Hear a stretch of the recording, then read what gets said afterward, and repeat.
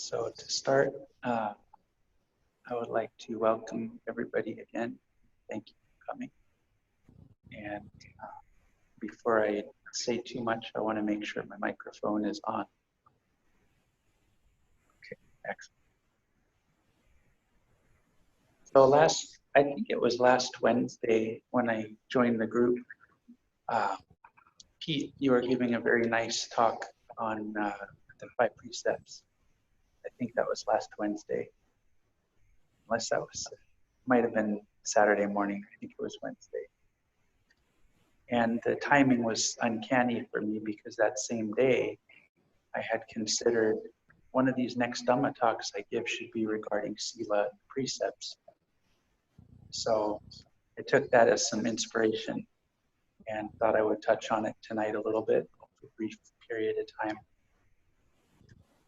So I think for a lot of the people that join the IIMC meditation groups, the 5 precepts are nothing completely new.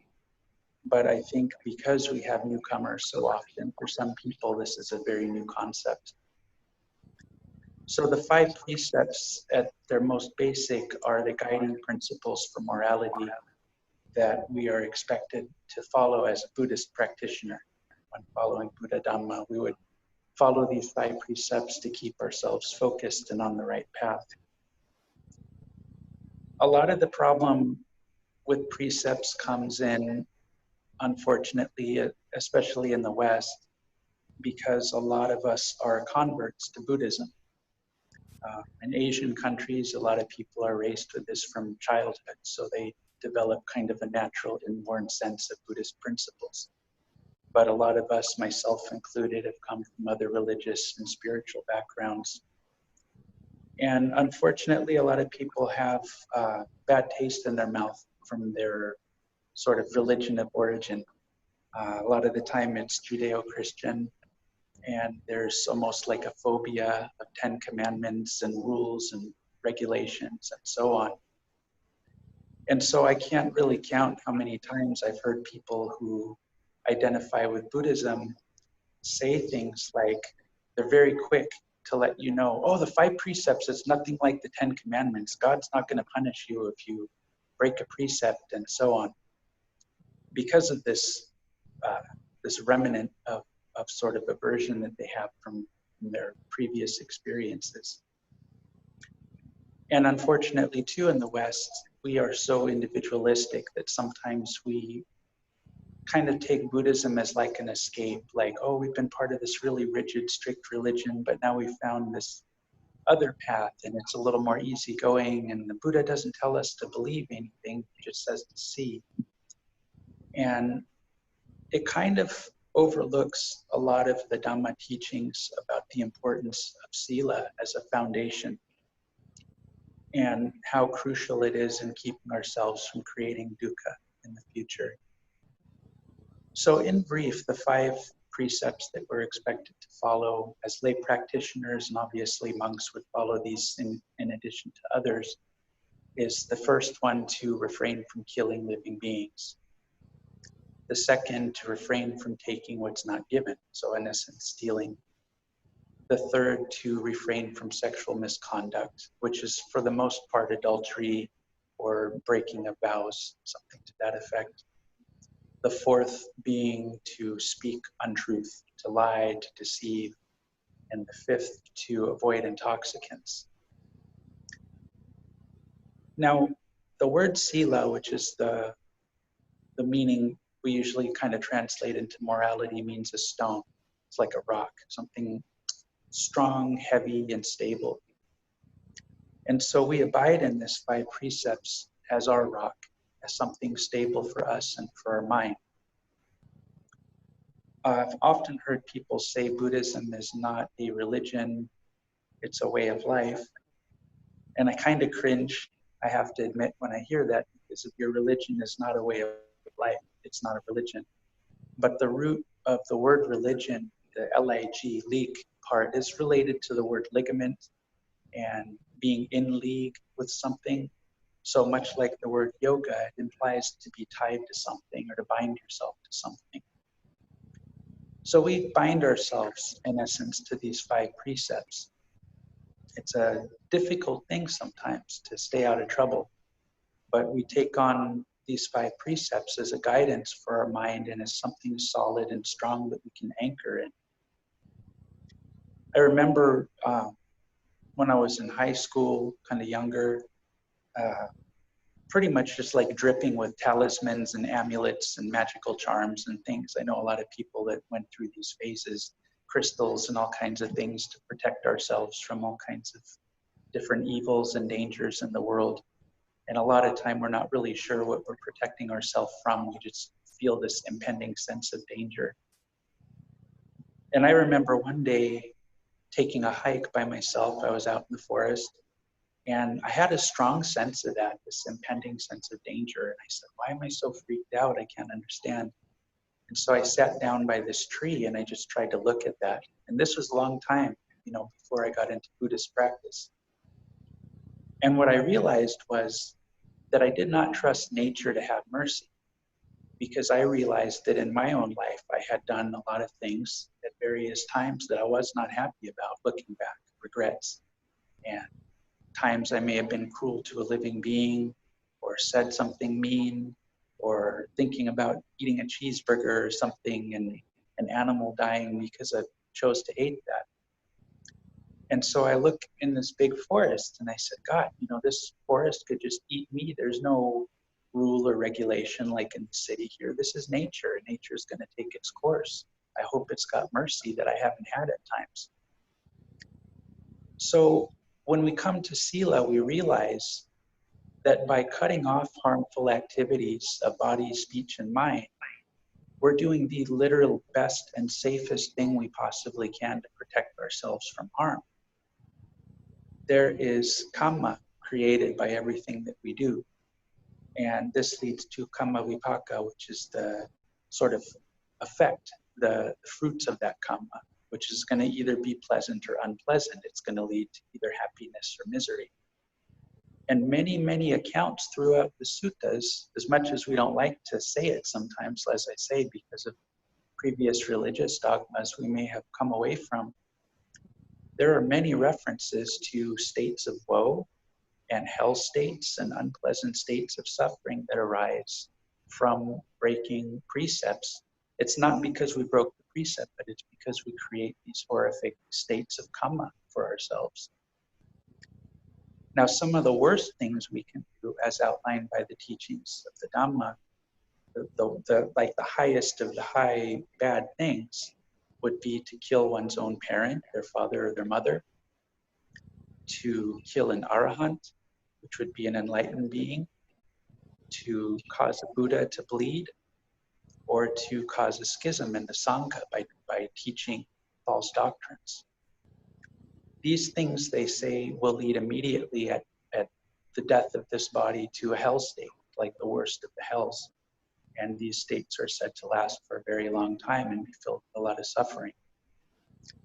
Now, most people aren't going to do anything that extreme, but some people do.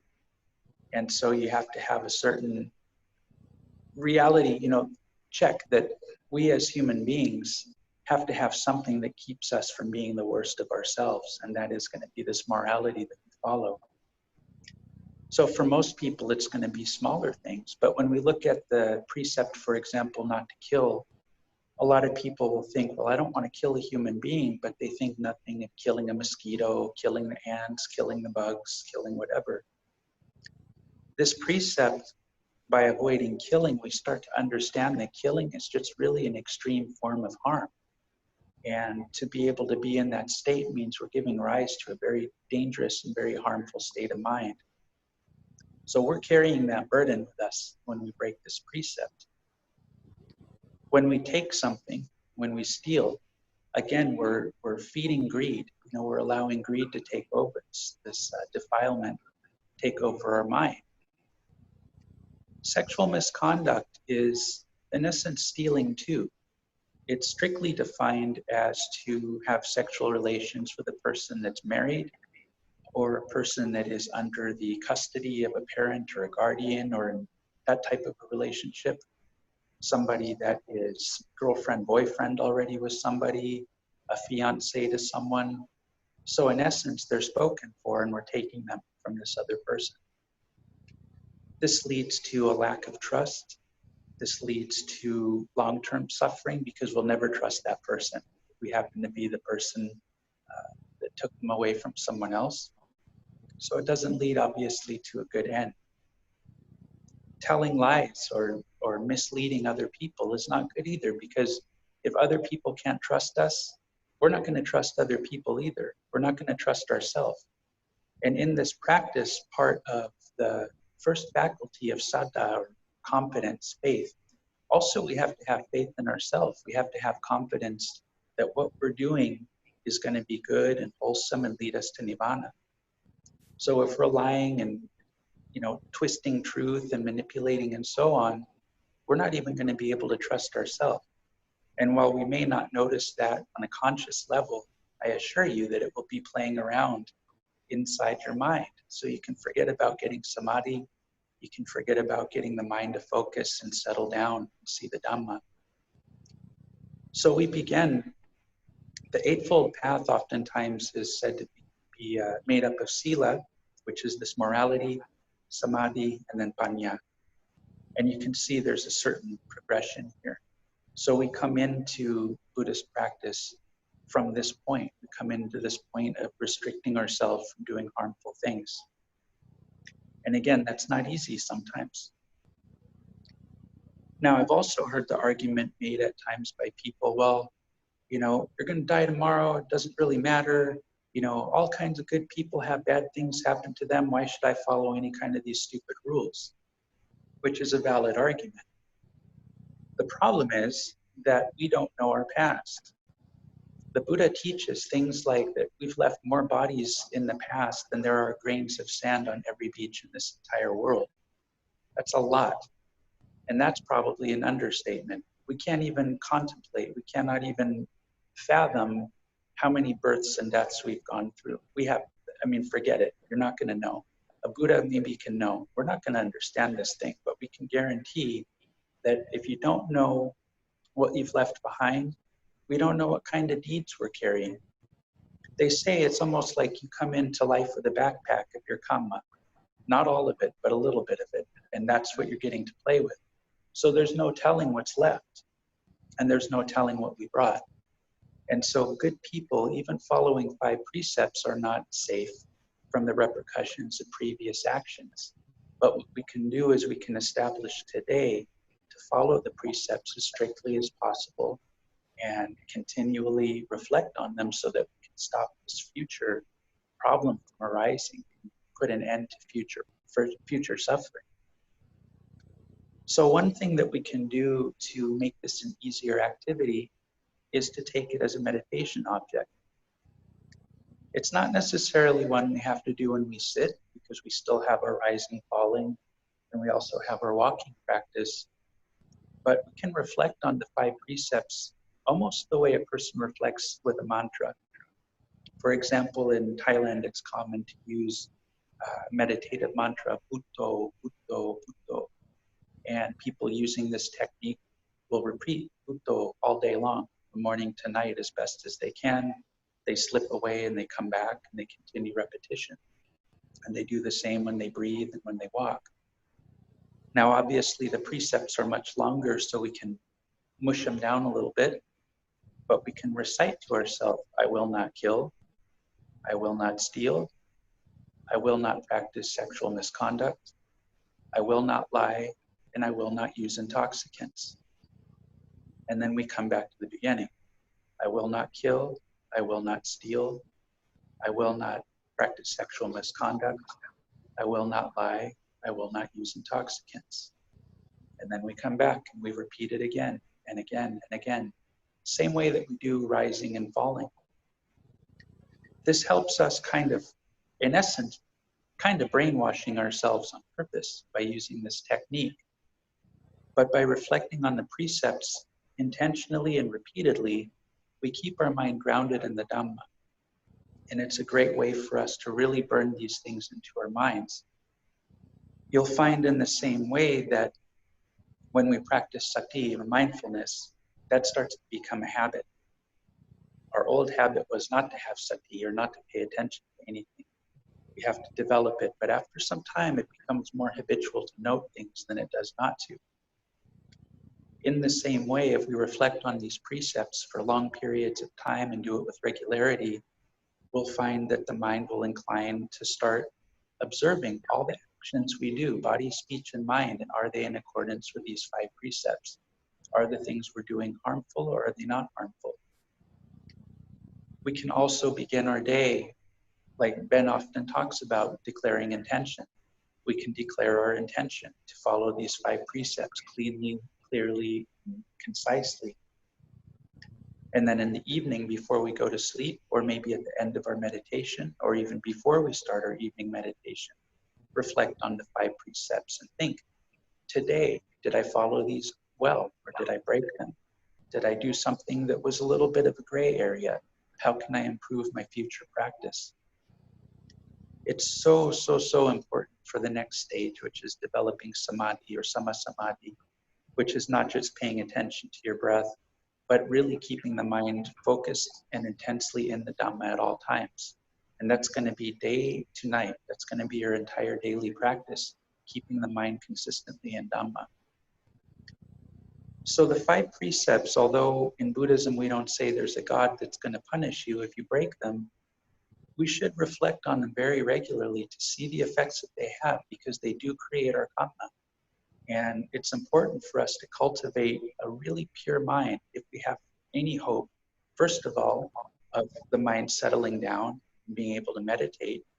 And finally, for the end goal, which, is not the meditation, but it's the freedom. It's the ending of our suffering. So all these other things are just tools to assist us on that path. I mentioned earlier the talismans, amulets thing, and the protection from danger. The precepts are the most important thing we can do for that. It's our ultimate protection. It's the ultimate thing that guards our mind, keeps us out of trouble and keeps us out of suffering. And again, we cannot avoid past karma. That's there. But sometimes they compare karma like salt. Like the bad karma is like salt, the good karma is like water.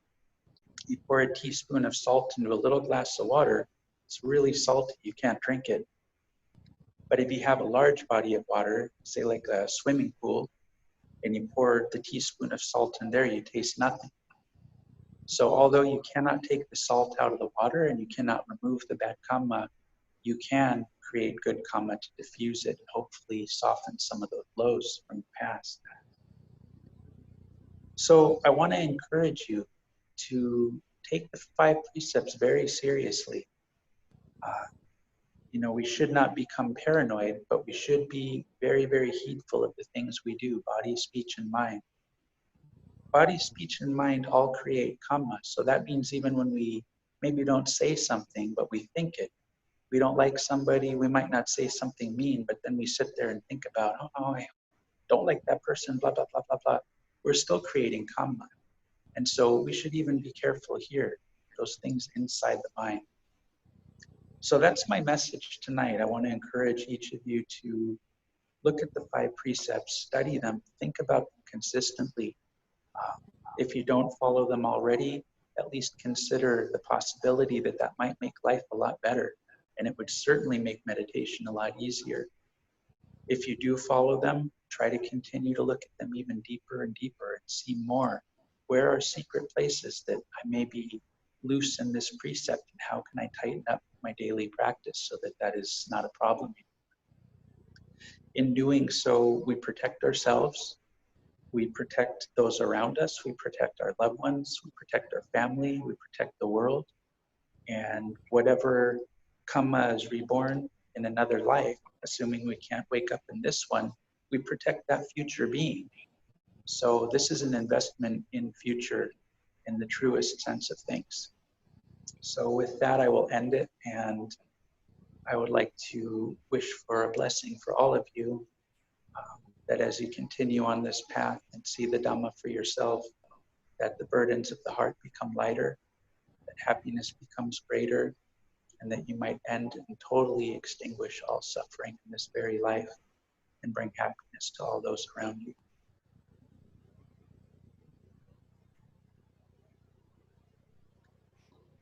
And I think we're right at that ending time, so I will go ahead and give a short metta, and then we'll pay respect to the triple gem. And then if anybody would like to stay past 8 o'clock, I'll be here for a little bit, I'm sure. So paying metta. May we abide in well-being, in freedom from affliction, in freedom from hostility, in freedom from ill will, in freedom from anxiety, and may we maintain well-being in ourselves. May everyone abide in well-being, in freedom from hostility, in freedom from ill will, in freedom from anxiety, and may they maintain well-being in themselves. May all beings be released from all suffering, and may they not be parted from the good fortune they have.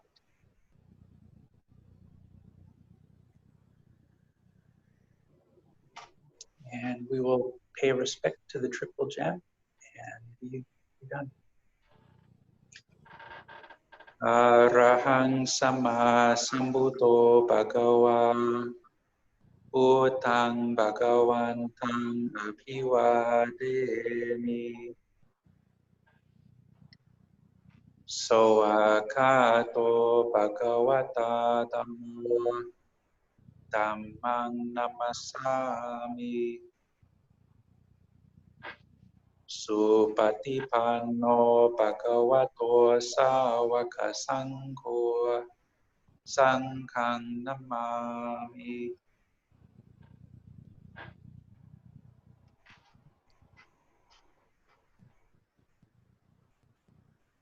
Thank you, everybody, for coming. Thank you for such a great talk, Ajahn Bryan. Oh, thank you, Pete. Thank you. Well, it was nice to see everybody, and we will be back on Saturday morning, 9 o'clock, our usual time. So hope to see you all then. And anybody wants to talk in the meantime, feel free to reach out. Thank you all. Thank you, Ajahn Bryan. Oh, thank you, Wayne. Have a good night, sir. Yes, sir.